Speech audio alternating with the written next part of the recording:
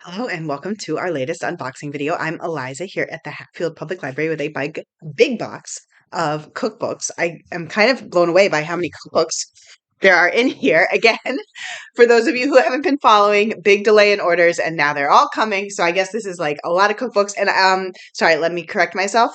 Some craft books as well, and there might be some gardening books in there. First of all, we have the 5 Elements cookbook, and this is a guide to traditional Chinese medicine with recipes for everyday healing by Zoey Xinyi Gong. And it looks like sometimes when you see things that look healthy, you're like, oh, too healthy, but this actually looks healthy in a very nourishing way. And I like the idea. I don't really personally know a lot about the 5 elements, so that sounds very interesting to me. Huh, what is that? Oh, licorice root. Hemp seed. So I guess it's like about how all these ingredients and how they help you get balance.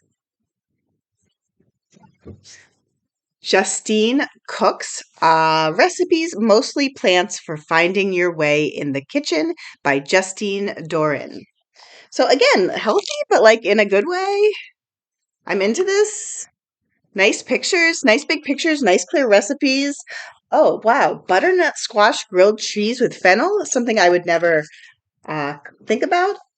I'm assuming this is the author sitting there happily eating her own food. Crispy rice in sun gold miso. I mean, sign me up. We have a new Jamie Oliver. Sorry, I'm laughing a little bit. Like, I like that this is sort of like an in the moment cover, but it's like also a little hard to tell if he's laughing or crying. But I'm assuming he's just like really happy about his dish that he's eating. And it's fast and simple food. Ooh, fuss-free cauliflower cheese. He's bringing back cauliflower cheese. Cauliflower cheese you always read about in like novels from like mid-century, and nope, he's bringing it back. This one looks fun. Emergency kids pizza. I don't think my kids would eat onion like that on the pizza, even if it was part of the smiley face. But I like the effort.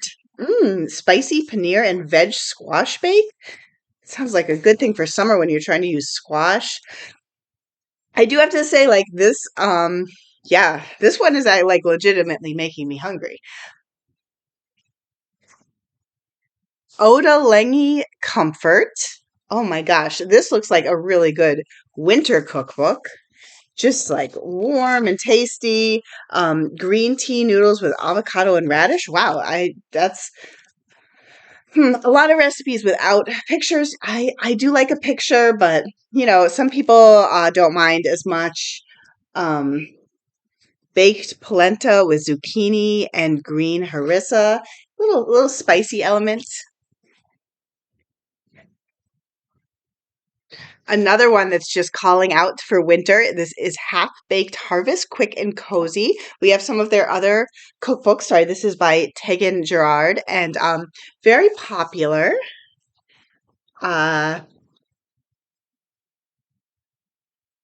Sage chicken and apple salad.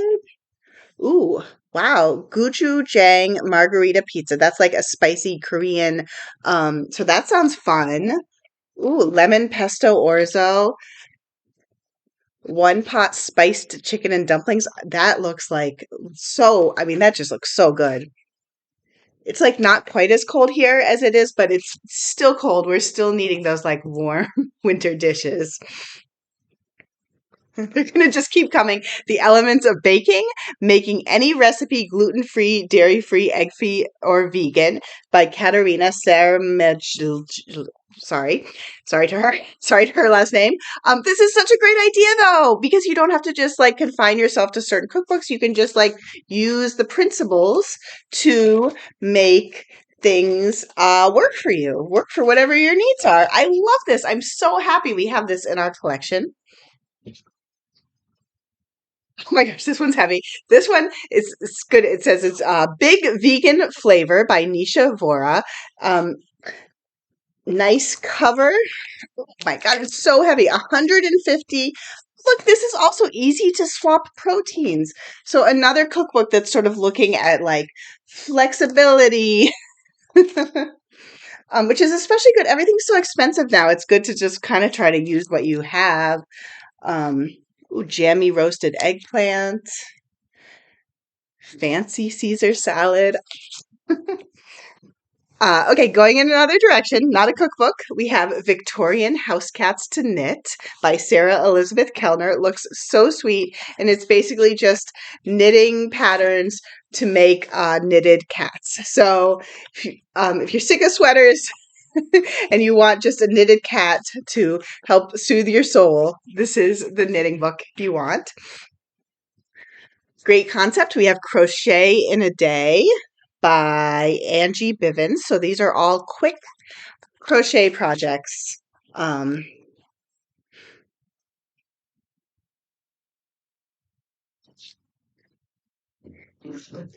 I think this one's going to be popular. It's knitwear from Finland. This is a style that people tend to really like. Designs by Mina Metsanen, inspired by Nina Leitinsen. Clothing and accessories. Um, and I mean, just look at the detail in these patterns is amazing. Um, I like that style of neck on the sweater, just very beautiful. Um,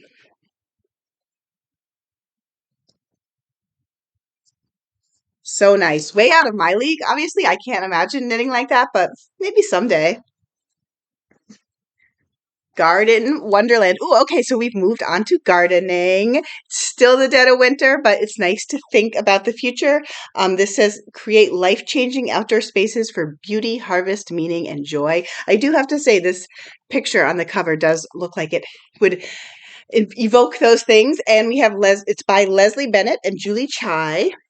Um, Look at that. Look how green and wonderful everything looks.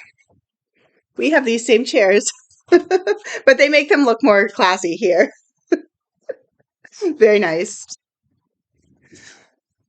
Another gardening book, A Year in Bloom, Flowering Bulbs for Every Season by Lucy Bellamy. I don't think you can really have flowering bulbs I guess maybe if you bring them inside, you can have them in winter.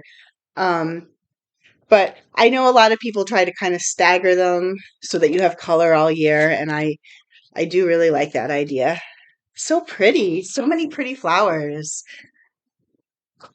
Okay, we're back to cookbooks, except now we're on the like baking. We're in the dessert phase. We have 100 afternoon sweets, uh, snacking cakes, brownies, blondies, and more by Sarah Kieffer. I feel like we have another 100 baked goods cookbook that's been popular, and I like the cover on this one. Um, Oh, bourbon blondies. I think, you know what? I have cooked from one of her other cookbooks. I'm recognizing the style, or I guess baked from them, and I liked the recipe. I do remember that. S'mores bars, pretzel shortbread fingers. Ooh, that sounds good. Looks gorgeous. Last of all, we have a Great British Baking Show cookbook. This one's called Comfort Bakes with recipes by Paula Hollywood, Prue Leith, and the Bakers. So that's fun. The one on the cover looks gorgeous. Um, yeah, and also like slightly, I'm like, I feel like sometimes the Great British Baking Show, it's like they're using some fruit we don't usually use in the United States. I feel like this definitely has that vibe. I think those are figs. Um, ooh, almond bear claws. Look at that. I was worried there wouldn't be a photo, but then there was a photo. Mum's cheese and onion pie. So if you like watching the Bake Off and want to sort of recreate some of it at home, there we go again. Fig, more fig. Just gorgeous. Oh my gosh. Some of these look like kind of hard. Oh, look, there are the bakers. Some of them look kind of too hard, but you know, maybe we can manage it. And finally, that is it. I'm so happy to finally have these books in the library and then to get them off on the shelves. So I'll be back soon.